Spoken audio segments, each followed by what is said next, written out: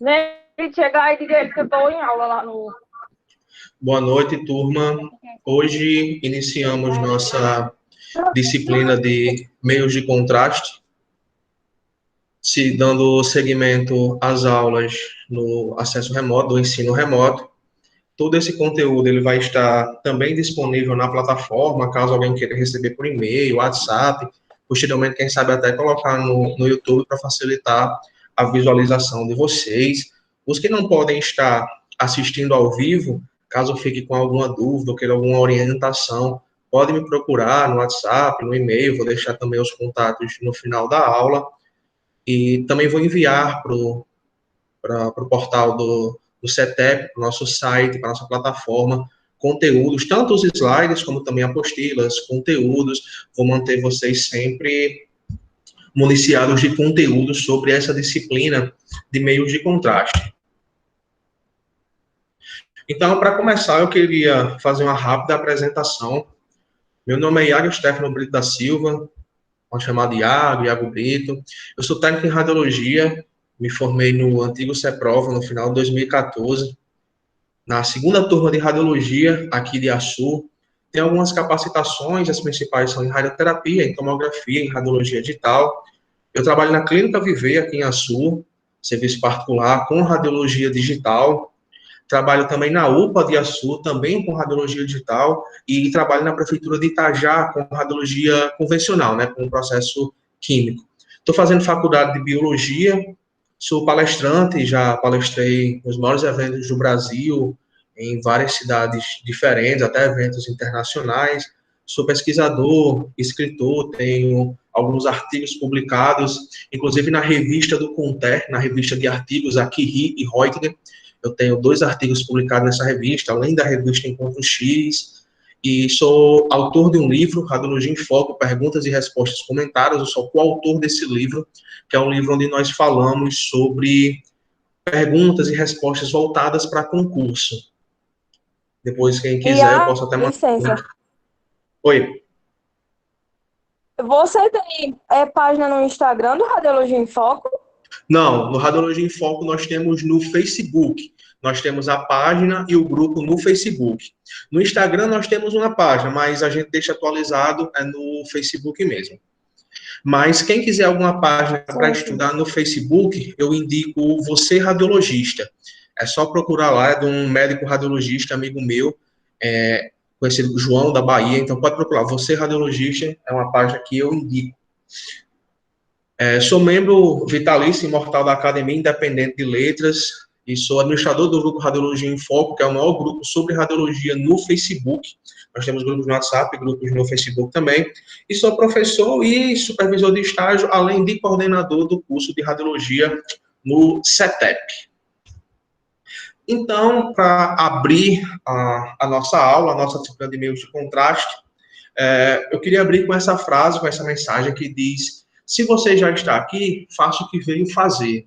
Então, seja você que está assistindo ao vivo, ou seja você que está assistindo posteriormente no YouTube, na plataforma, no WhatsApp, já que você se propôs a assistir, já que você está aqui, faça o que deve ser feito, preste atenção, participe. Já que você tirou esse momento para você, então curta ele, aproveite ele, que vai ser muito importante. Então, como eu falei, nós vamos começar agora a disciplina de meios de contraste. É uma disciplina que traz um conceito novo, é muito diferente do que tem visto durante o curso. Então, para começarmos, o que são meios de contraste? Meios de contraste são algumas substâncias que são utilizadas em alguns tipos de exames específicos. Então, aqui nós já temos um conhecimento.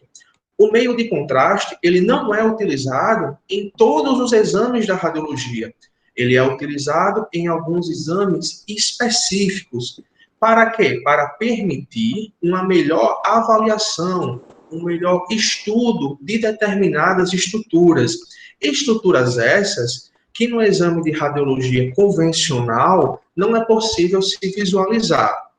Exemplo, na direita da nossa imagem, nós temos uma radiografia de abdômen, mas uma radiografia que está um pouco diferente.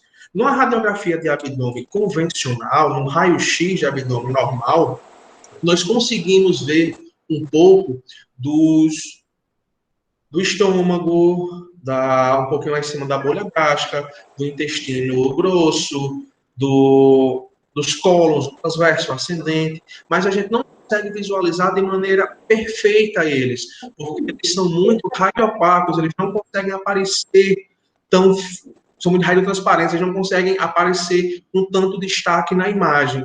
Então, nesses casos, são utilizados um meio de contraste. Esse meio de contraste vai entrar na estrutura e vai conseguir dar um destaque, vai deixar aquele órgão, aquela estrutura mais visível. Então, o exame contrastado, ele serve para evidenciar, para deixar mais claro, mais visível determinada estrutura para o médico poder estudar e aí possivelmente dar um melhor diagnóstico para o paciente. Isso é utilizado, como nós vamos ver, tanto nessa disciplina como na próxima, que é a de exames contrastados, a importância desse tipo de exame. E que nem tudo é possível, nem toda parte do corpo humano é possível se estudar em raio-x, em tomografia e até mesmo em ressonâncias magnéticas.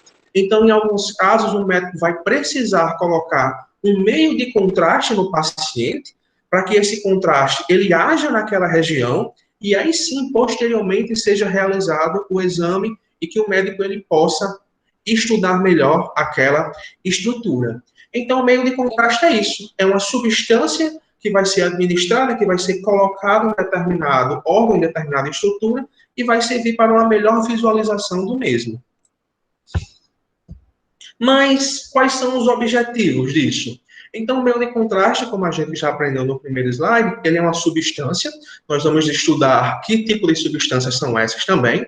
E é utilizado na radiologia com o objetivo de permitir uma suficiente diferenciação entre estruturas vizinhas. Nosso corpo, ele é repleto de sobreposições. Ou seja, nós temos uma estrutura em cima da outra. Nós temos a pele, nós temos a parte óssea, a parte muscular, a parte venosa, nós temos nossos órgãos. Então, tudo isso está colocado um próximo ao outro, um em cima do outro, e alguns deles têm uma densidade muito parecida. Então, para evidenciar alguns órgãos, é necessário utilizar um meio de contraste. Outro exemplo, nós temos aqui na imagem uma ressonância magnética da cabeça, onde é possível ver, sim, a parte óssea de carota craniana, mas foi utilizado um meio de contraste para evidenciar a parte venosa, a parte de vascularização da região. Então, o meio de contraste vai servir para isso, para evidenciar, para dar um destaque a determinada estrutura. Mais um exemplo aqui, nós temos à nossa esquerda exames sem a utilização de contraste. Então, como vocês podem ver, é possível estudar algumas estruturas? Sim, é possível estudar algumas estruturas. Mas é possível estudar todas? Não. Então, se o médico ele quiser um estudo da parte, por exemplo, venosa, da parte vascular, que é esse caso, o médico ele vai administrar, a gente vai estudar sobre isso de quem administra também mais na frente, enfim, mas vai ter uma administração de uma substância. Que substância é essa? Um meio de contraste. O meio de contraste ele vai percorrer esse órgão, essa estrutura, e posteriormente será realizado o exame.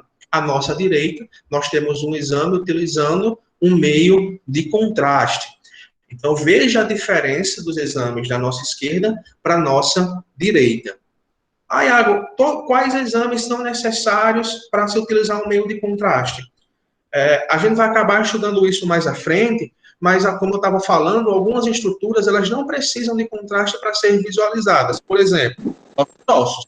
Por isso que na radiologia convencional, de maneira geral, pouco se utiliza o contraste. Por quê? Para estudar osso, para estudar fratura, o osso ele é hiperdenso, ou seja, ele tem muita densidade. Então, ele aparece com facilidade nos exames por imagem. É por isso que com o estudo ósseo você não precisa de um meio de contraste, porque o osso por si só, ele já tem o seu contraste, já é hiperdenso, ele já consegue aparecer bem na imagem. Por outro lado, a questão de veias, de artérias, de alguns órgãos específicos que eles não aparecem tão evidentes nos exames por imagem, aí sim vai se utilizar um meio de contraste. Para quê? para o meio de contraste entrar na região, entrar na estrutura, e aí sim gerar uma evidência melhor para um estudo médico. Mais um exemplo, aquele exemplo que nós vimos lá no primeiro slide da aula.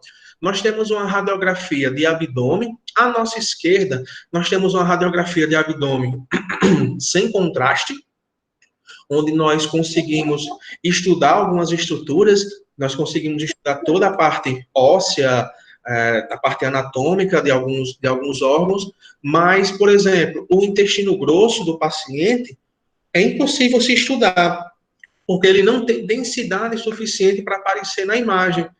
A gente consegue ver um pouco de gases, um pouco de fezes, mas o médico ele não vai conseguir estudar de maneira completa, de maneira específica. Então, o que é feito? É administrado um meio de contraste. A gente vai estudar depois que, por exemplo, nesse exame vai ser administrado um contraste chamado sulfato de bário, e pode ser administrado, nesse caso, via retal, mas a gente vai estudar toda essa parte nas próximas aulas. Então, o meio de contraste ele vai ser administrado, vai ser colocado no paciente, e aí sim, posteriormente, vão ser feitos exames, radiografias, tomografias e até mesmo ressonância. O contraste, nesse caso aqui, ele se espalhou por todo o intestino grosso do paciente. A gente consegue ver o colo ascendente, o colo transverso, toda a região até mesmo do reto do paciente. E o médico ele vai conseguir estudar toda essa estrutura com maiores detalhes. Então, o meio de contraste ele vai servir para isso, para evidenciar, para deixar aquela estrutura muito característica para ser possível o médico estudar e dar o diagnóstico. No caso, esse com contraste foi porque ele quis ver mais detalhado, mas se fosse outra, conseguiria ver com a primeira, né? Isso mesmo. Então, um exemplo. O médico ele quer estudar a parte óssea, suspeita de fratura, né, na bacia, na articulação coxofemoral, no quadril. Ele precisaria pedir um exame contrastado? Não. Por quê? Porque a estrutura óssea, por si só, ela é visível. Mas, nesse caso desse exemplo, o médico ele não quer estudar a parte óssea. Ele quer estudar a parte do intestino grosso do paciente. Inclusive, a gente vai estudar esse exame. Chama-se enema opaco ou enema baritado. Então, esse exame de enema opaco, que é o que nós estamos vendo na imagem, o médico ele estuda todo o intestino grosso do paciente. Então, veja que no colo transverso, o meio de contraste ele não conseguiu se espalhar como no colo ascendente, como no descendente. Veja que no colo transverso, atravessando no meio aqui, não sei se vocês conseguem ver a seta, mas é mais ou menos aqui, veja que não, o meio de contraste ele não se espalhou. Então, o médico entende o quê? Possa ser que nessa região tenha algum tipo de obstrução. No caso aqui, esse exame é de uma criança, certo? Criança indo para a adolescência, aqui não é um adulto ainda. Então, o médico ele vai conseguir estudar anatomicamente, fisiologicamente, toda essa estrutura do intestino grosso. Coisa que num exame sem contraste não seria possível. Indo um pouco sobre, depois dessa introdução, que nós já aprendemos que o meio de contraste, ele não é utilizado em todo o exame da radiologia, ele é utilizado em alguns exames específicos. Essa avaliação de qual exame vai ser utilizado cabe ao médico, mas basicamente o que o médico ele não consegue ver no raio-x ou numa tomografia normal, sem contraste, ele pode solicitar que seja colocado um contraste na região, e aí ele vai poder visualizar melhor. Então, um pouco sobre a história. História é muito importante, e a história da radiologia é fantástica.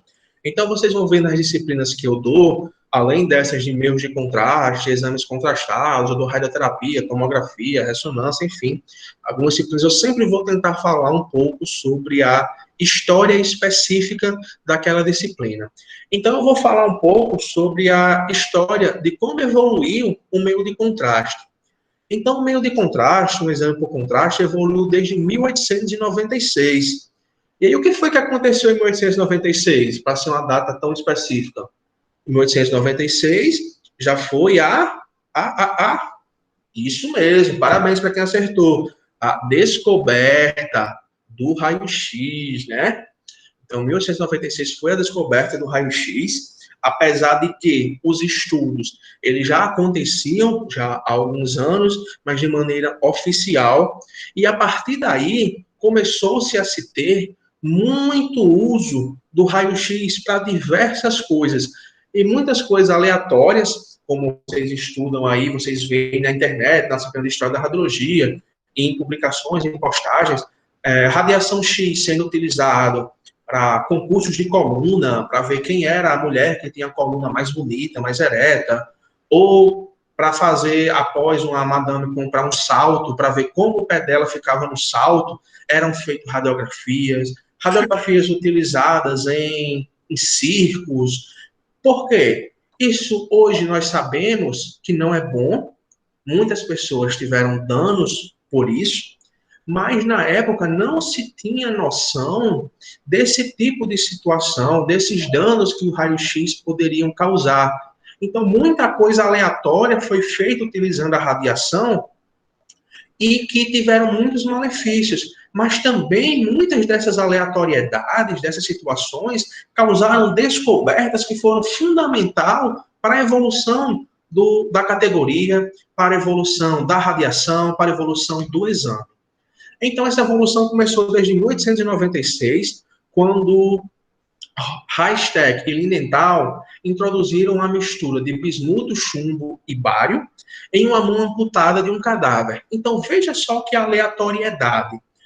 Duas pessoas, eles introduziram a mistura de bismuto, chumbo e bário na mão amputada de um cadáver. E após isso, após essa introdução dessa mistura, desses componentes, colocaram uma exposição a raio-x, como diversas outras foram feitas. E, para surpresa, após essa substância ser administrada no paciente, eles conseguiram ver as veias do paciente, coisa que não era possível. Então, realizou-se a primeira angiografia. Tudo que é angio é relacionado à veia. E tudo que é grafia é relacionado a registro, a escrita, a estudo. Então, angiografia é o estudo das veias. E eles acabaram, de maneira aleatória, após diversos experimentos, descobrindo que, se colocando algumas substâncias misturadas na veia de um paciente e depois expondo ele à radiação X, era possível estudar não somente os ossos, mas como também a parte venosa daquele paciente. Então, isso foi uma evolução muito grande que abriu muitas portas e muitas possibilidades do que nós usamos até hoje. Anos e anos de pesquisas, de experimentos, de erros, de acertos, e a partir de 1933 que foi desenvolvidos novos meios de contraste. E só por volta de 1950 chegou-se um meio de contraste derivado da amina, ou seja, um meio de contraste mais seguro, com menor toxicidade. Porque o exame em cadáver foi bom, foi possível se descobrir que era possível se estudar as veias do paciente, legal, bacana.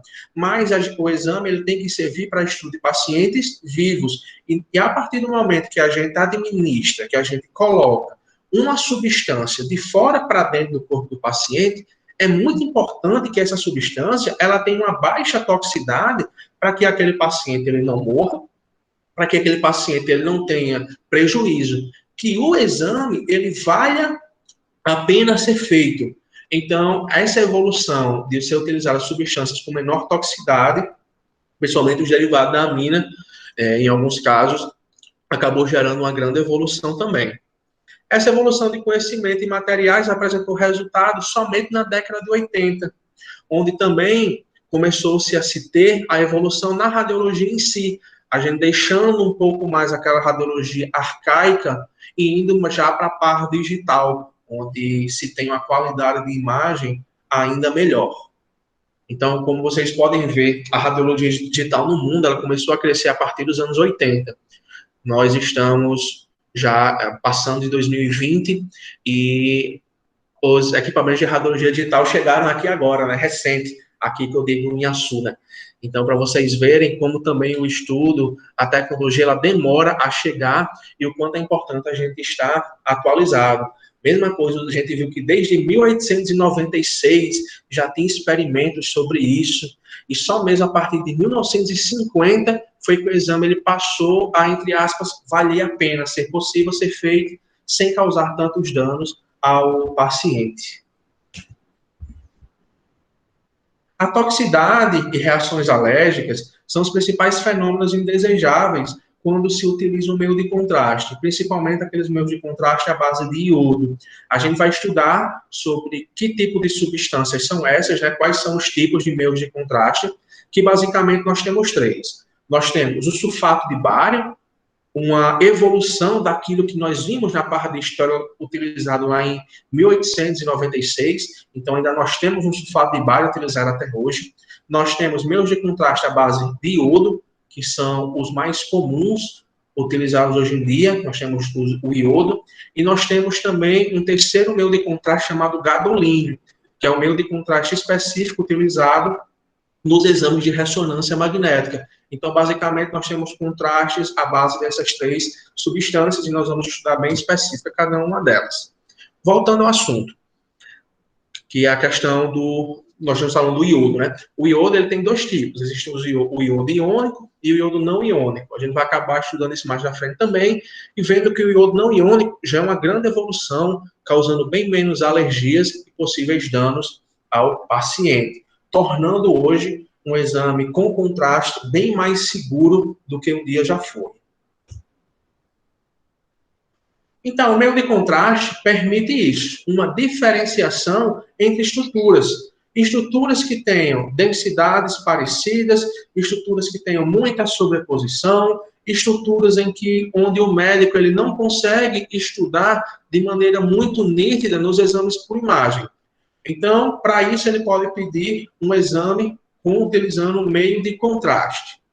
Uma vez o contraste dentro da estrutura, vai conseguir dar uma melhor definição na imagem dos exames radiológicos, seja em humanos ou também em animais. Então, os exames contrastados podem ser utilizados tanto em humanos quanto em animais. Posteriormente, a gente vai ver isso também em alguns slides. Então, a gente já aprendeu até agora algumas coisas importantes. Primeiro, nós aprendemos sobre os meios de contraste, que são substâncias utilizadas em alguns exames específicos da área da radiologia e que servem para quê? Para dar um destaque, para dar uma diferenciação em determinadas estruturas. Então, é muito importante que esse tipo de meio de contraste, ele satisfaça alguns pontos, alguns princípios, para que não cause dano ao paciente. Primeiro, a questão da baixa toxicidade, que é o que nós estávamos falando lá no começo. É muito importante que essa substância, ao entrar no corpo do paciente, ela não gere dano ao paciente. O paciente ele consiga realizar o exame com o menor dano possível, com a menor quantidade de reações alérgicas possíveis. Até porque nós estamos colocando uma substância de fora para dentro num paciente. Então, tem que ter baixa toxicidade para evitar efeitos alérgicos. Fácil administração. O que é administração? É como o meio de contraste entra no paciente. Nós vamos estudar também daqui a pouco essa questão da administração do meio de contraste. Fácil administração. Como esse meio de contraste entra no paciente? Então, também não é válido, não é aceito que a forma desse contraste entrar no paciente seja extremamente dificultoso ou que cause lesões irreversíveis ao paciente. A forma que o contraste entra no paciente também é muito importante. E tudo que entra tem que sair. Então, esse meio de contraste também tem que ter uma fácil eliminação. Após a realização do exame, normalmente é orientado ao paciente a beber muita água antes e depois, para ajudar, a gente vai estudar isso mais na frente, principalmente na segunda aula, como esses meios de contraste eles são eliminados. Normalmente, nas primeiras 24 horas, já não tem mais nenhum resíduo desse meio de contraste no paciente. E, obviamente, fornecer o contraste adequado. Então, baixa toxicidade, ou seja, não gerar muito dano e alergia alérgica ao paciente. Fácil administração. O meio de contraste tem que entrar no paciente de maneira relativamente fácil. A gente vai ver que na prática, em alguns exames, não é bem assim. Mas fácil também é a eliminação. Meio que esse contraste ser expelido, vai sair do paciente. E, obviamente, fornecer o contraste adequado. Fornecer a diferenciação naquela estrutura da maneira que o médico queira. Exemplo aqui de outro exame. Na minha esquerda, onde tem o asterisco aí sem contraste, nós temos uma tomografia do cérebro, uma tomografia computadorizada, corte axial, onde nós conseguimos ver, eu não sei se vocês conseguem ver aqui a seta, mas vamos lá. Nós temos um corte axial do cérebro do paciente, um corte transversal, num exame sem contraste. Você consegue ver a seta que eu estou botando? Estou conseguindo. Ah, ótimo, para mim é melhor. Então, nessa parte branca, a gente vai estudar isso principalmente em tomografia. A parte branca é a parte hiperdensa, ou seja, ela tem muita densidade. E essa parte branca é a parte óssea, a parte da carlota craniana. Já aqui dentro do cérebro... Por isso fica bem... Oi? Por isso fica bem visível. Por isso que fica bem visível. É por isso... branco, né? Branco. Isso mesmo. É por isso que quando a gente faz um raio-x normal, o osso aparece branco. Vocês já se pararam para perguntar por que o osso aparece branco numa imagem de raio-x? Por que quando a gente faz um raio-x o osso aparece branco? Porque o osso, ele é hiperdenso, ele tem muita densidade, ele é duro. Então, como ele é hiperdenso, a radiação ela não consegue atravessar com tanta facilidade. É por isso que o osso no exame radiológico ele aparece branco, porque ele aparece com muito destaque, com muita densidade. Já dentro do cérebro, nós temos a chamada de massa cinzenta, massa encefálica. Por que massa cinzenta? Porque ela é cinza. Então, ela é chamada de isodensa. Tudo que é isodensa é trabalhado num tom de cinza, porque ela tem uma densidade média. O que é muito branco, hiperdenso, densidade alta. O que é cinza é o meio termo, é isodensa, que é a densidade cinza. E nós temos também o que é chamado de hipodenso. Hipo, pouco, denso de densidade. E o que é hipodenso? É o ar. Por isso que numa radiografia de tórax, os pulmões aparecem bem pretinhos.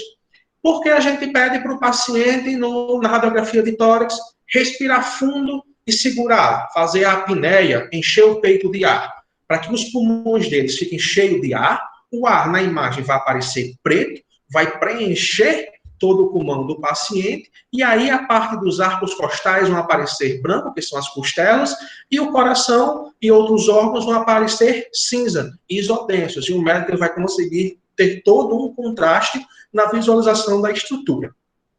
Voltando aqui para o nosso exemplo de tomografia. Então, nós temos na parte branca aqui a carlota craniana, aparecendo bem branca, bem hiperdensa.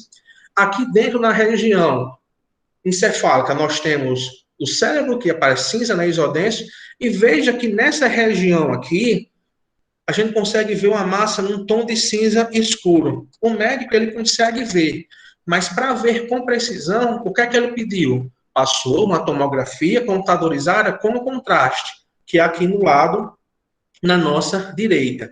E veja que o meio de contraste, ele se espalhou na região, dando melhores definições cerebrais. Então, veja que aqui a gente vê basicamente só uma massa cinzenta.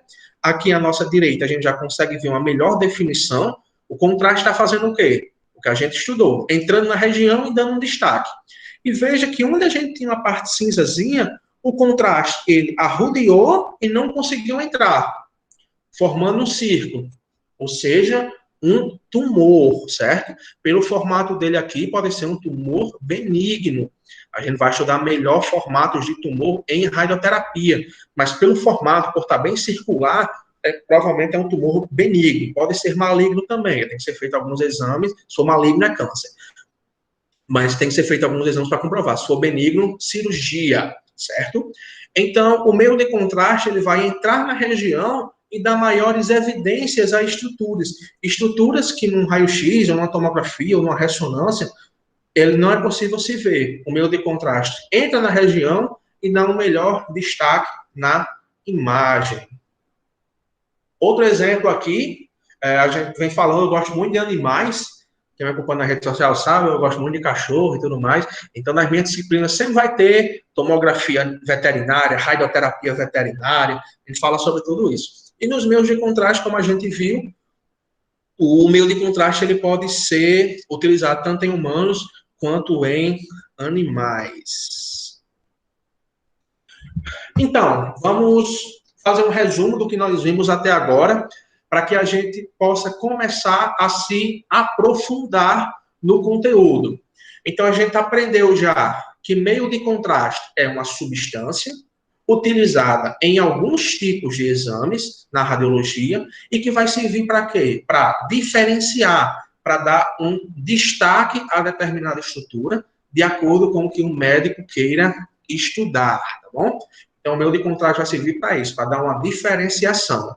E que esse meio de contraste, o ideal é que ele gere poucas reações alérgicas ao paciente, que ele tenha uma boa administração, ou seja, a administração é como o meio de contraste vai entrar no paciente, que é o que nós vamos estudar a partir de agora, que ele tenha uma fácil eliminação e que ele também forneça o contraste adequado. Então, vamos começar a falar sobre as vias de administração. Existem diversas vias de administração, com o tempo isso foi mudando, mas hoje, na prática, basicamente, nós utilizamos 4, que é o que nós vamos estudar aqui. A primeira via de administração, ou seja, a primeira forma como o meio de contraste vai entrar no paciente é a via oral. Tudo que é oral é pela boca. Então, a via de administração via oral é quando o meio de contraste é administrado pela boca do paciente, quando o paciente ele vai beber, vai engolir, vai deglutir o meio de contraste. É utilizado principalmente para exames do estudo abdominal, principalmente um exame muito comum que é chamado de esofagograma, onde o médico ele vai conseguir estudar a deglutição, principalmente para pacientes que sofrem de grave refluxo, ou o paciente ele vai beber o meio de contraste, o meio de contraste ele vai se acumular na boca do paciente, vai descer pelo esôfago e vai até o estômago, como no exemplo que nós estamos vendo aqui na direita. Nós temos uma radiografia, nessa radiografia a gente consegue ver uma linha, uma mancha branca. Essa mancha branca está fazendo o quê? Está dando um destaque na estrutura, preenchendo as estruturas do paciente, o esôfago e aqui embaixo, redondo, o estômago. Então, o médico ele vai conseguir ver se esse canal está estreito demais, se esse canal está alargado demais, se esse canal tem obstrução, se esse canal tem algum nódulo, tem algum tumor, enfim, diversas patologias poderão ser estudadas. Então, a primeira via de administração é a via oral. Via oral é quando o meio de contraste é administrado pela boca do paciente. Segunda via de administração é a via intravenosa ou endovenosa. A intravenosa é quando o meio de contraste é administrado pelas veias. Ora, se eu estou bebendo o meio de contraste, por onde esse contraste vai passar? Pela boca, vou deglutir, ele vai descer pelo esôfago, vai vir até o estômago. Se o meio de contraste é administrado por via venosa na veia do paciente, o que esse exame vai estudar? As veias, certo? O médico ele vai conseguir estudar a parte vascular daquele paciente. Sua aplicabilidade é o preenchimento das veias, artérias e estruturas vasculares e permite delimitar a morfologia, a anatomia, a fisiologia daquela estrutura, seja um órgão específico, seja a parte vascular mesmo. O contraste, ele vai ser administrado, ele vai ser injetado por uma veia, diretamente na corrente sanguínea. Entrou na corrente sanguínea, vai acontecer o quê? Vai se espalhar. Ele vai se espalhar e aí vão ser realizados os exames. Normalmente se utiliza, vai variar um pouco de acordo com o que o médico quer estudar. Mas pode ser utilizada a via basílica, por ser muito superficial e de fácil localização. E também ela tem acesso a outras grandes veias, o que vai ajudar e acelerar o processo de espalhamento do contraste na corrente sanguínea. Por isso também muito importante o que nós estudamos da evolução da toxicidade, dos meios de contraste ser cada vez menos tóxico, diminuindo as reações alérgicas ao paciente, porque esse meio de contraste vai ter contato nesse caso de veias, né, em nossos órgãos, em nossa corrente sanguínea e também em estruturas anatômicas do nosso corpo, né. Então, nós temos duas vias de administração. Primeira, via oral. Via oral é quando o meio de contraste é administrado pela boca. Segunda via de administração, intravenosa ou endovenosa, quando o meio de contraste vai ser administrado pela veia. Terceira via de administração é a chamada de endocavitária, ou também chamada de via retal. O que é retal é pelo reto. Então, a endocavitária é quando o meio de contraste é administrado pelos chamados orifícios naturais, que se comunicam pelo meio externo. Exemplo, o reto. Exemplo, o útero. E também a uretra. Então, em alguns exames que nós vamos estudar, por exemplo, nessa imagem aqui, nós estamos vendo uma radiografia de uma criança. O meio de contraste ele foi administrado pelo reto, se espalhou pelo intestino grosso do paciente, mas veja, cadê? Está faltando alguma coisa, né? O meio de contraste não chegou nessa região, ou seja, tem algo aqui impedindo do meio de contraste passar. Ora, se o meio de contraste não está passando, como é que o alimento está passando? Como é que a água está passando? Não está, né? O paciente provavelmente tem alguma patologia que está impedindo isso. Numa radiografia sem contraste, dificilmente isso seria visível. Então, a via retal é quando o meio de contraste é administrado pelo reto do paciente. Também pode ser utilizado pelo útero, nós vamos estudar isso na próxima disciplina de exames contrastados, que existe um exame relativamente comum, chamado de histerossalpingografia.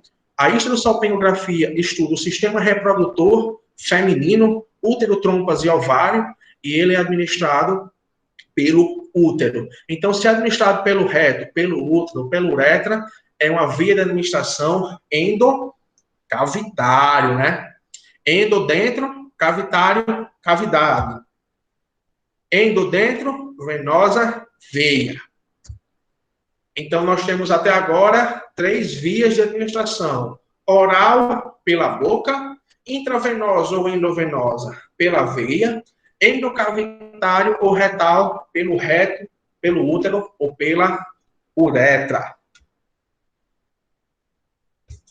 Nós temos também mais uma via de administração muito específica, mas que é importante nós estudarmos também, que é a via de administração intratecal.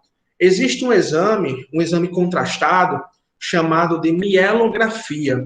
A mielografia é um exame que estuda o canal medular do paciente.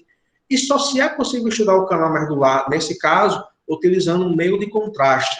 E esse meio de contraste, se ele for administrado na veia, ele não vai chegar ao canal medular.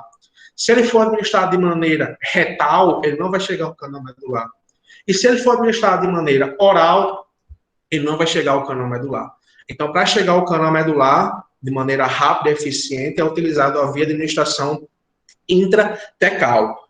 Quando o meio de contraste ele é administrado diretamente dentro do canal medular do paciente, o paciente fica em posição lateralizada, flerta um pouco a coluna para frente, normalmente entre L4 e L5 aqui nas vértebras, o médico acha o canal medular, o espaço aqui, e administra o contraste. Estou falando muito de administração, mas nós da radiologia, nós não administramos contraste, tá bom? O contraste, ele é administrado por 2 profissionais apenas. Primeiro, a equipe de enfermagem, enfermeiro ou técnico, e no caso da intratecal, e no caso também do exame que eu citei, da histerossalpingografia, e alguns exames específicos, ele tem que ser administrado diretamente pelo médico. Técnico, tecnólogo em radiologia, não administra contraste. O nosso papel é posicionamento do paciente e realização do exame adequado, tá bom? Então, mas se for... Oi? Se for um médico radiologista, ele pode fazer? O médico sim, o médico ele pode, mas nós técnicos ou tecnólogos não podemos. Mas o médico, ele pode administrar sim, apesar de que na prática, quem faz essa administração é a equipe de enfermagem. Mas no caso da intratecal e no caso da via de administração endocavitária, no exame de histerossalpingografia, quem faz é o médico. No caso da histero, quem faz é a médica ginecologista, porque é um exame também um Papa Nicolau. e no caso da intratecal, é um médico anestesista. Mas o médico, de maneira geral, ele pode fazer isso, tá bom? Iago, quando é exames assim de imagem, qualquer médico pode fazer ou tem que ser um médico que tenha formação na radiologia? Não entendi. Pode perguntar de novo, o áudio cortou. Quando é exames assim de imagem, que só o médico pode fazer, qualquer médico, qualquer especialização pode fazer ou tem que ser na área da radiologia? A questão de Tipo, tem que ser um médico radiologista. A questão de realizar o exame, nós podemos realizar, certo? Nós, técnicos, tecnólogos de radiologia. Na questão da leitura do exame, da análise, da interpretação, o médico, qualquer pessoa formada em medicina, pode olhar o exame e pode analisar o exame. Mas só pode laudar, ou seja, dizer por escrito o que o paciente tem no exame por imagem, é um médico especialista em radiologia, que é chamado de médico radiologista. Então, só pode dar laudo, só pode escrever por escrito o médico radiologista.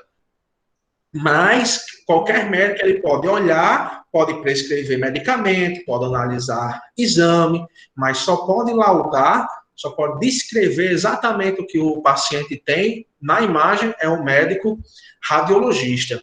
Lembrando que nós, técnicos e tecnólogos, não somos radiologistas. Eu vejo muito aluno, até mesmo muitos profissionais, colocando em suas redes sociais: radiologista, sou radiologista. Gente, radiologista é o médico radiologista. Nós somos técnicos ou tecnólogos em radiologia, ou até mesmo, em alguns casos, auxiliar em radiologia. Mas o termo radiologista, no nosso caso, ele é equivocado, tá bom? Nós somos técnicos e tecnólogos em radiologia. O radiologista é o médico especialista em radiologia que lauda exames por imagens. Ultrassom, raio-x, mamografia, ressonância, tudo que for por imagem é com o radiologista. Então, nós estamos estudando 4 vias de administração. Primeira via oral, que é por onde? Pela boca. Segunda via, endovenosa. Endovenosa é por onde? Na veia. Terceira via, endocavitário. Endocavitário é por onde? Orifícios naturais. Reto, útero e uretra. O endocavitário pode também ser chamado de retal. E a quarta é a via de administração intratecal, quando o meio de contraste vai entrar diretamente no canal medular do paciente. E a administração do meio de contraste é uma questão muito delicada, e como eu disse, não cabe a nós da radiologia fazer esse processo de administração. Mas, Iago, a gente estudou e viu na imagem ali que é tão simples, é só dar para o paciente beber um meio de contraste, a gente não pode fazer isso? Não podemos. Por mais que pareça algo simples, como uma via de administração oral, nós não podemos fazer isso. Inclusive, nós podemos responder de maneira legal. Isso é exercício legal da profissão. Na prática, alguns profissionais que eu conheço administram o contraste, mas isso ele é errado e o profissional ele pode responder por isso. Porque a administração envolve alguns pontos.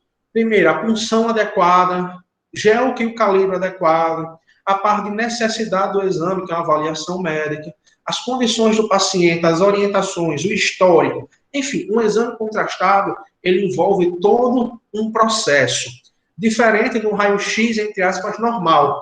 No raio-x sem contraste, a gente está em nossa sala, a gente nunca viu o paciente chega com um papelzinho solicitando raio-x. A gente vai, realiza o exame, 10 minutinhos a gente está liberando o paciente. No exame que vai se utilizar um meio de contraste, não é tão simples. O paciente ele passa por uma avaliação médica. Se o médico achar a necessidade que tem que fazer um exame com contraste, esse paciente ele vai receber diversas orientações, nós vamos receber orientações, a equipe de enfermagem vai receber orientação, o paciente provavelmente não vai fazer o exame no mesmo dia, vai ser marcado dias posteriores, para que ele possa fazer jejum, para que ele possa estar preparado, para que a equipe possa estar preparada. Por que isso? Porque é um exame específico. É um exame onde vai ser colocada uma substância no corpo do paciente. Por mais que hoje em dia não aconteça tanto os acidentes, tantas situações indesejadas, mas é um exame, sim, que envolve risco e envolve toda uma preparação, tanto da equipe multiprofissional quanto do ambiente. A gente vai estudar isso muito melhor na próxima disciplina, sobre todos esses processos de preparação da equipe, da sala, do paciente, dos riscos, dos efeitos colaterais, vamos estudar tudo isso. E agora vamos para o ponto principal da nossa disciplina, o que basicamente é, a gente estudou que meio de contraste é uma substância, mas que substâncias são essas? E a partir de agora, nós vamos estudar que tipo de substâncias são essas. Então, fazendo um resumo do que nós vimos até agora, a gente aprendeu que meio de contraste é uma substância utilizada em alguns tipos de exames da radiologia, que vai servir para quê? Para dar um destaque, uma diferenciação em determinada estrutura.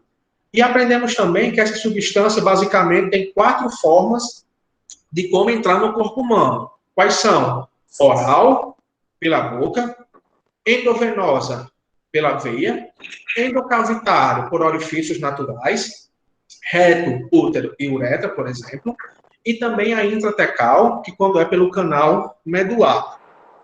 E nós temos, basicamente, 3 tipos de substâncias que são utilizadas atualmente como meio de contraste. Essas 3 substâncias são sulfato de bário, iodo, a gente vai estudar aqui no iodo, nós temos 2 tipos, e também o gadolínio. Então, a substância base, basicamente, são essas 3. Sulfato de bário, iodo e gadolínio.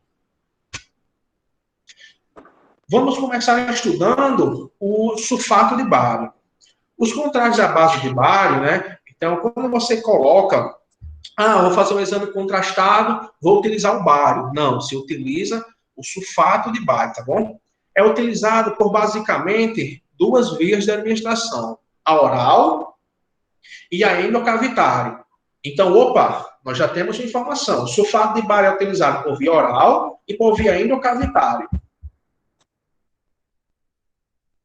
Então, supõe-se que essa paciente aqui, o que ela está bebendo, o que está sendo administrado por via oral nessa paciente?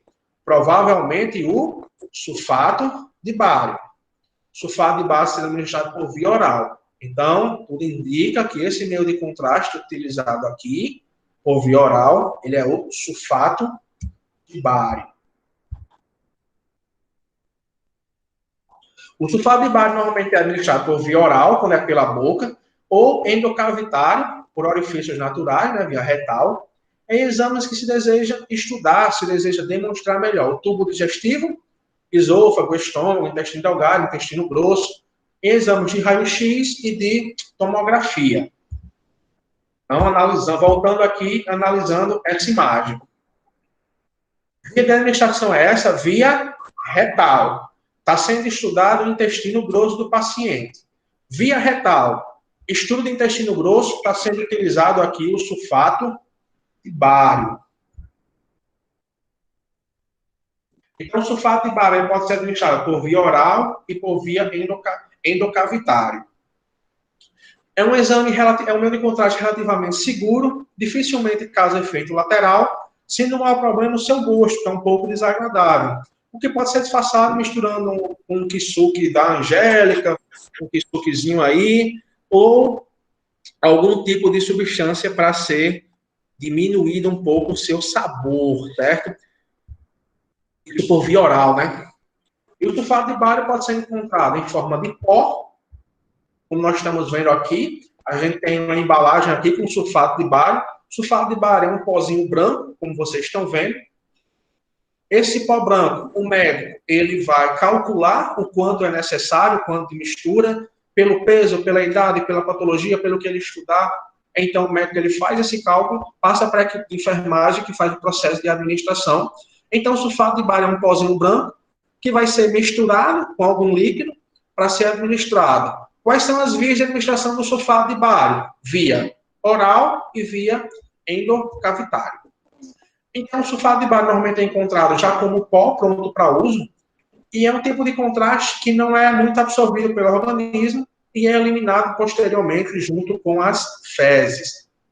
Para ser utilizado como meio de contraste, o sulfato de bário precisa ser misturado à água, formando uma solução coloidal. Solução coloidal, ou seja, ela não se dissolve. Ela se mistura, mas não se dissolve. Então, vai ser misturado e vai ser dado posteriormente para o paciente beber ou ser feita a administração via retal.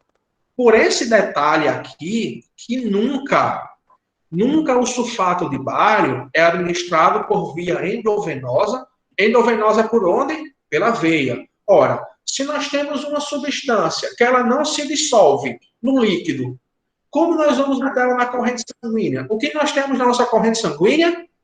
Sangue. Sangue é o quê? Líquido. O sulfato de bário vai preencher, vai interromper, não vai se misturar, vai interromper o fluxo e vai causar um dano gravíssimo ao paciente.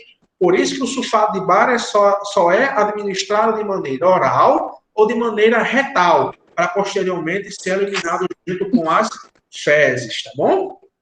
E ele não é absorvido pelo organismo. Por isso que, de maneira por via oral, não tem perigo nenhum dele ser absorvido pelos rins e acabar atrapalhando o fluxo do nosso sistema renal. Então, o meio de contraste, ele vai descer pela boca, vai chegar no estômago, posteriormente vai ser eliminado pelas fezes, ou vai ser administrado via retal, ficar no intestino e, posteriormente, também sendo eliminado pelas fezes. Então, a via de administração do sulfato de bário é a via oral e a via retal.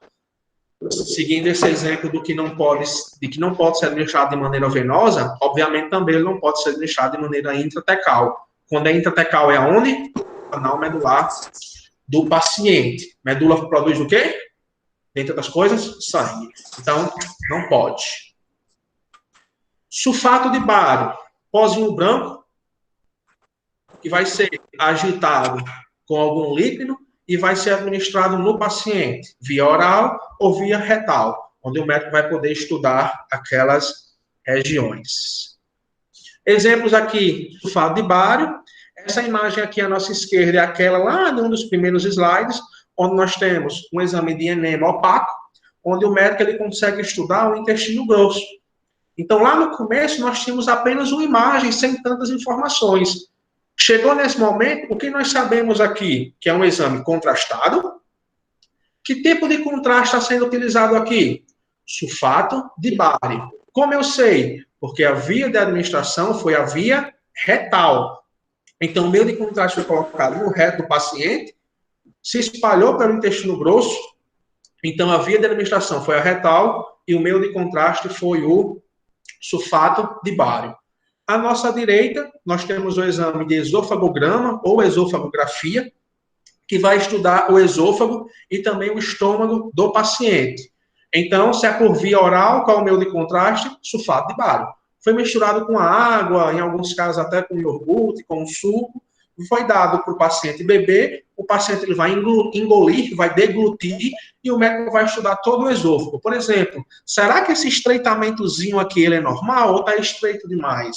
Será que essa parte aqui ela está alargada demais ou é assim? Então, só é possível se estudar isso com o exame, nesse caso, né, com o exame contrastado. E aqui nós sabemos que está sendo utilizado o sulfato de bário, beleza? Vamos passar para o que talvez seja o meio de contraste mais popularmente conhecido, que é o iodo. Então, os contrastes à base de iodo podem ser utilizados por 3 vias. Por via oral. Por que se utiliza o iodo por via oral? Quando o paciente ele tem uma alergia ao sulfato de bário.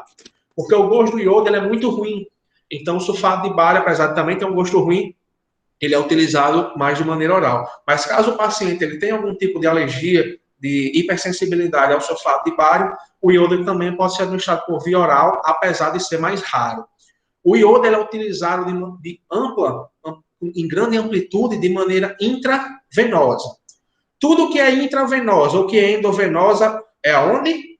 Na veia ou intratecal. Intratecal é aonde? Canal medular. Então, o iodo, de maneira geral, ele pode ser utilizado por via oral, mas em sua grande amplitude de maneira venosa na veia ou intratecal no canal medular.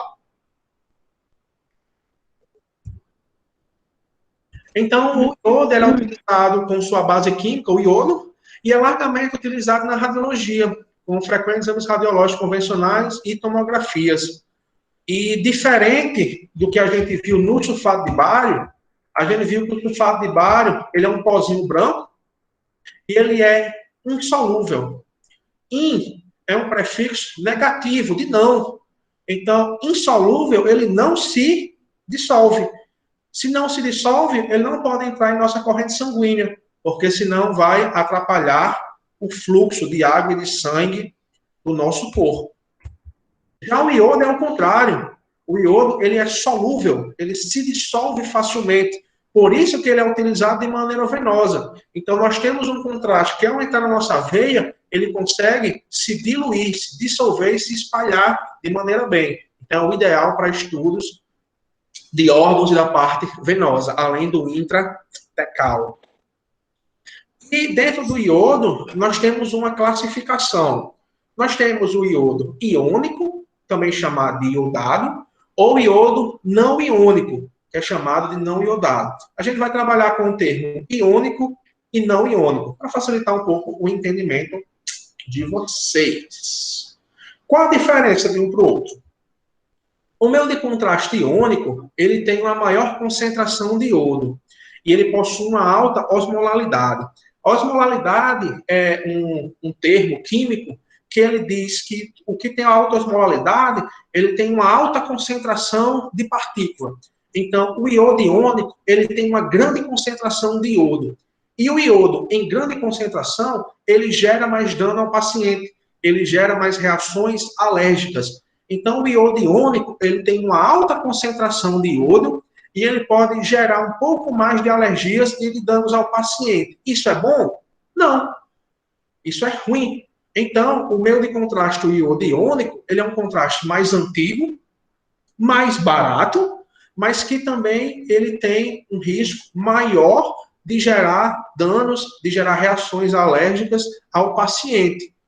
Mas nós temos uma evolução. A evolução é o iodo não iônico. Ora, o iodo iônico ele tem alta osmolalidade, alta concentração da substância iodo. Isso é bom? Não. Então, a tecnologia criou, de pesquisas e estudos, o iodo não iônico, que tem uma baixa osmolalidade e uma menor concentração de iodo. Se tem baixa osmolalidade e menor concentração de iodo, ele vai gerar menos reações alérgicas ao paciente. Isso é bom ou ruim? Isso é bom.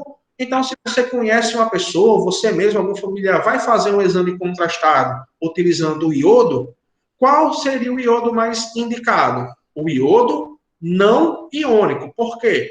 As reações alérgicas utilizando o iodo não iônico, elas são de difícil acontecimento.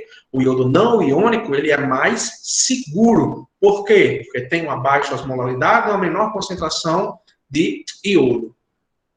Na prática, o iodo não iônico, hoje em dia, felizmente, é o mais amplamente utilizado.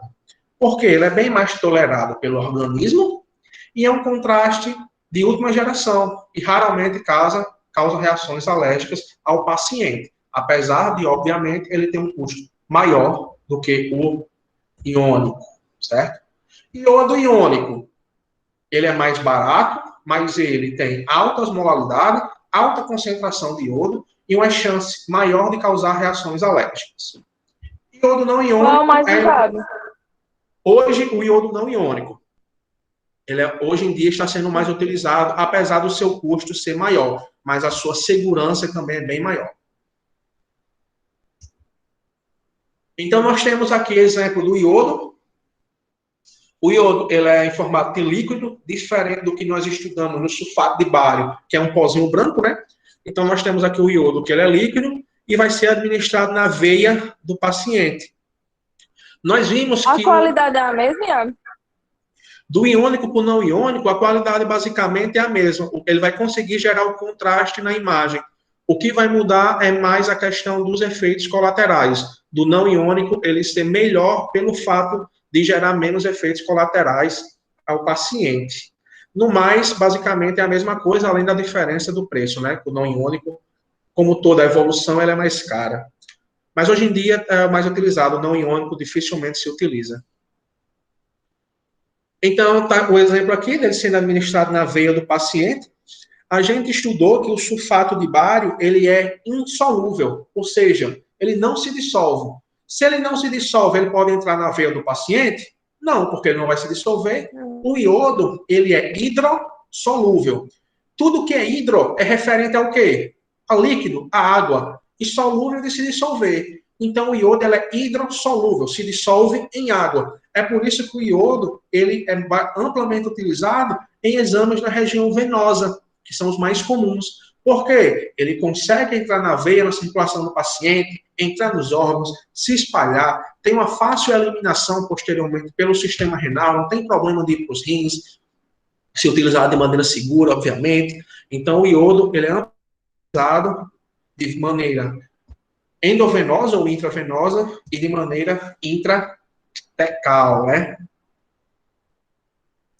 Então, nós temos aqui, ó, meios de contraste, exemplos de meio de contraste iônico e não iônico. Qual o melhor? Qual o mais indicado? O não iônico.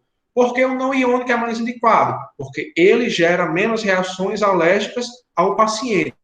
Por que ele gera menos reações alérgicas ao paciente? Porque ele tem baixa osmolaridade e tem uma menor concentração de iodo. É um material utilizado aqui para o exame de urografia, renal, rins, urina, urografia, grafia, registro, grafia, estudo. Estudo dos rins, estudo da urina. Urografia, estudo da urina excretora, é o ato de expelir, de botar para fora. A gente vai estudar esse exame. Urografia excretora é o exame que estuda o sistema renal. O meio de contraste, o iodo. Qual o mais indicado? Não iônico. Qual via de administração? Venosa. Vai entrar na veia do paciente. Posteriormente vai ser o que para nossa veia de líquido vai para onde? Os rins, ele filtra. Os rins filtram esse exame, é realizado os exames por imagem, os raios-x, e o médico vai poder estudar toda a parte do sistema renal do paciente. A gente vai estudar sobre esse exame mais à frente. Só definindo um pouquinho mais, esclarecendo sobre esse termo técnico, sobre osmolalidade, né? Só para não ficar mais nenhuma dúvida. Osmolalidade nada mais é do que o número de partículas por quilograma de solvente. Ou seja, a alta osmolalidade quer dizer que tem que ter muita concentração de partícula por quilograma. A baixa osmolalidade quer dizer que precisa de menos concentração de partícula. E no caso do iodo, a maior concentração de iodo gera um risco maior ao paciente. A menor concentração de iodo melhora a situação, diminui a possibilidade de efeitos colaterais. Nos contrastes iodados, né, quanto maior a osmolalidade, maior a intolerância e a probabilidade de reações alérgicas do paciente. Mais algum exemplo aqui de exame sem contraste, né? Onde a gente vê basicamente nada, só uma massa cinzenta. Já no exame com contraste, o médico ele consegue estudar melhor a parte vascular. Então, até agora, nós estudamos dois meios de contraste. Sulfato de bário. Qual é a via de administração do sulfato de bário?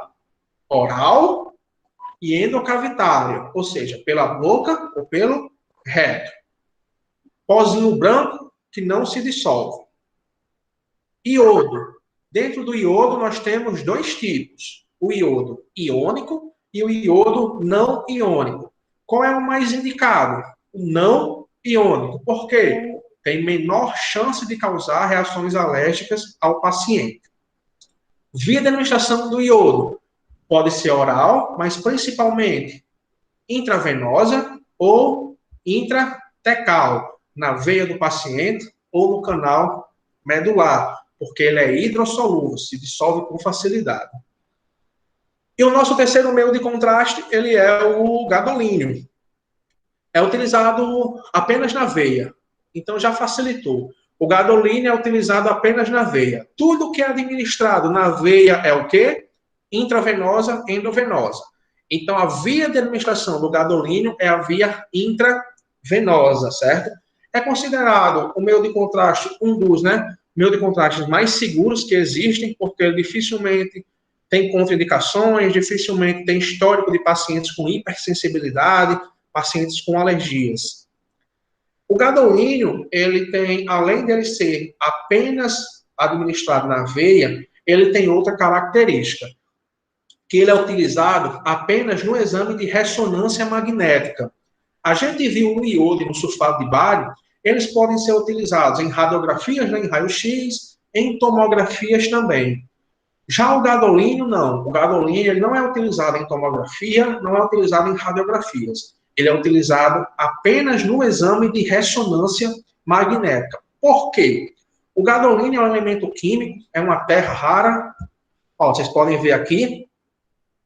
O gadolínio é uma pedra, é uma terra rara, retirada de algumas rochas. E ele tem uma característica que o gadolínio... E como é que é injetado? Oi? Como é injetado, se é uma pedra? Ótimo, muita pergunta. Ele reage à água e é solúvel em ácido diluído. Então, após ele ser coletado e vir essa pedra, vai ser feita uma mistura química para que ele possa ser diluído e ele fique mais solúvel, ou seja, que ele possa ser administrado na veia do paciente. Por isso que não tem como colocar a pedra inteira, né, na veia do paciente. Ele vai passar por uma mistura química, vai ser diluído até ficar em estado líquido. E após ficar em estado líquido, ele vai ser administrado na veia do paciente.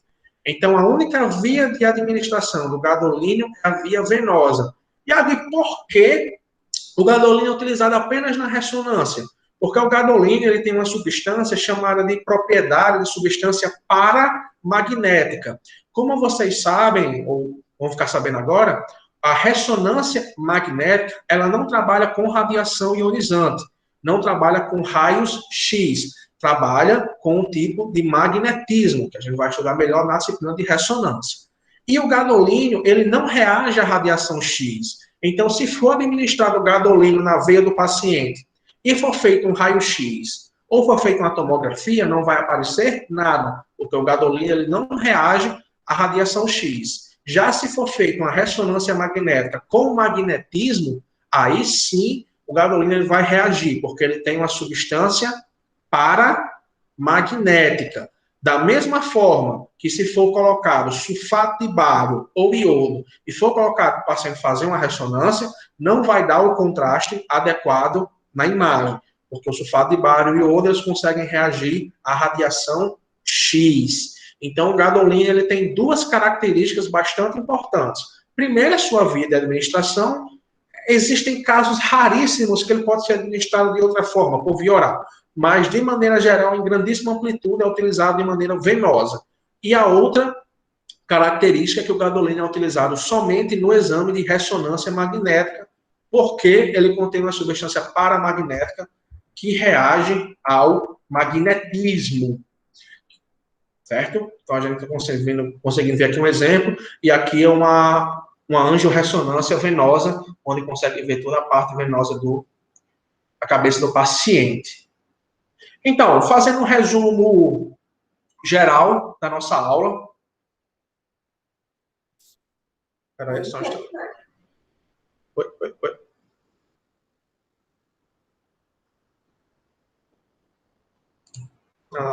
Escutando um barulho, mas enfim.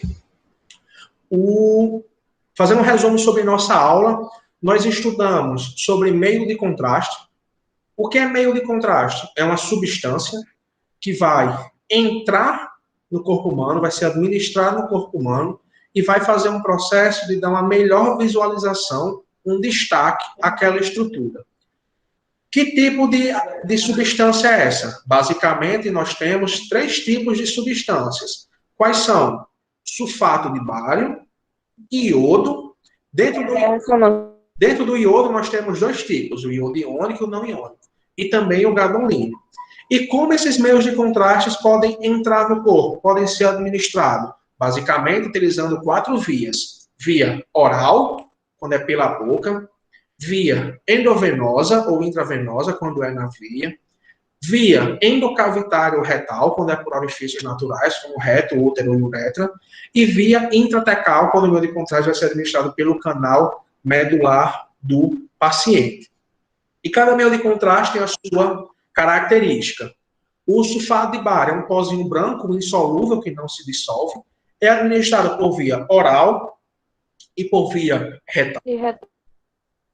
O iodo, ele é hidrossolúvel, ou seja, ele consegue se dissolver com facilidade, e ele pode ser administrado de maneira oral, mais raramente, mas principalmente de maneira venosa e de maneira intratecal. E dentro do iodo, nós temos o iodo iônico, que é um iodo mais antigo e que ele pode gerar um maior índice de reações alérgicas ao paciente. E o iodo não iônico, que é o iodo mais moderno, que contém uma menor concentração de iodo, que é um meio de contraste mais seguro, e provavelmente vai diminuir as reações, provavelmente não, com certeza vai diminuir a possibilidade de reações alérgicas ao paciente. Ou seja, o iodo não iônico, ele é o mais indicado. E nós temos também o gadolínio, onde sua via de administração é a via venosa, e ele tem a característica de ser utilizado somente no exame de ressonância magnética, pelo fato dele ter um elemento paramagnético. Poder evidenciar melhor. E vai conseguir reagir ao magnetismo da ressonância magnética. Porque nem todo exame de radiografia você vai conseguir ver tudo que você precisa. Oi? Não, eu tô falando com a minha, ela tá perguntando por que precisa usar por que precisa usar o quê? O meio de contraste? Hein? O contraste, é. Isso, é exatamente isso que você falou. Porque em alguns exames, o médico ele não vai conseguir ver tudo que o paciente tem, ver todos os órgãos. Então, quando o médico ele não consegue ver determinada estrutura, determinado órgão, ele passa um exame com contraste, o contraste vai entrar naquele órgão, entrar naquela estrutura e oferecer para o médico uma melhor visualização. Então, em alguns casos, é solicitado um exame com contraste.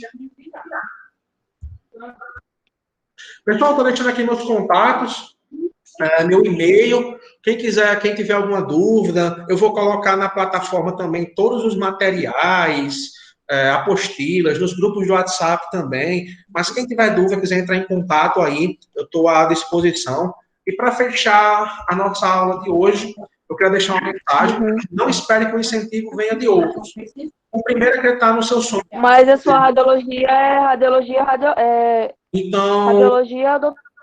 muitas vezes nós esperamos que o outro, o próximo, nos motive, nos oriente, nos ajude, mas o primeiro a acreditar no sonho tem que ser nós mesmos. Então, nós temos que estar sempre motivados, sempre em busca do conhecimento. Então, eu queria agradecer. E aí a gente pega a radiologia. Queria agradecer, muito obrigado a atenção de todos.